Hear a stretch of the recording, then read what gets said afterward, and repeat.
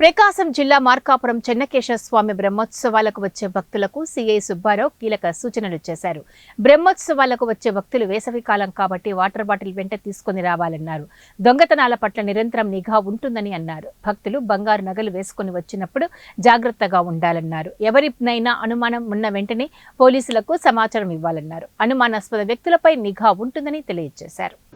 అదేవిధంగా ఈ చెన్నకేశ్వర స్వామి తిరునాళ్ళ బ్రహ్మోత్సవాలకు వచ్చే భక్తులు కూడా జాగ్రత్తలు పాటించాలి. ఎందుకంటే ఎండాకాలం కాబట్టి ఆయన వచ్చేటప్పుడు వాటర్ తీసుకుని రావాలి. అదేవిధంగా ఈ పిక్ పాకెట్స్ ఎటుందో పోలీసులు వారు నిరంతరము ఇటు సస్పెక్ట్స్ ఎవరైనా ఉన్నా కూడా వాళ్ళ మీద నిరంతరంగా డ్రోన్ కెమెరాతో సీసీ కెమెరాలతో నిఘా ఏర్పాటు చేయడం జరిగింది. అదేవిధంగా కొంతమంది మఫ్టీ టీమ్తో క్రైమ్ నాలెడ్జ్ ఉన్న వాళ్ళని కూడా వాళ్ళని దానిలో డిప్లాయ్ చేసి ఎటువంటి అసాంఘిక కార్యకలాపాలు కానీ చట్ట వ్యతిరేక కార్యకలాపాలు జరగకుండా నియంత్రించడం జరుగుతుంది.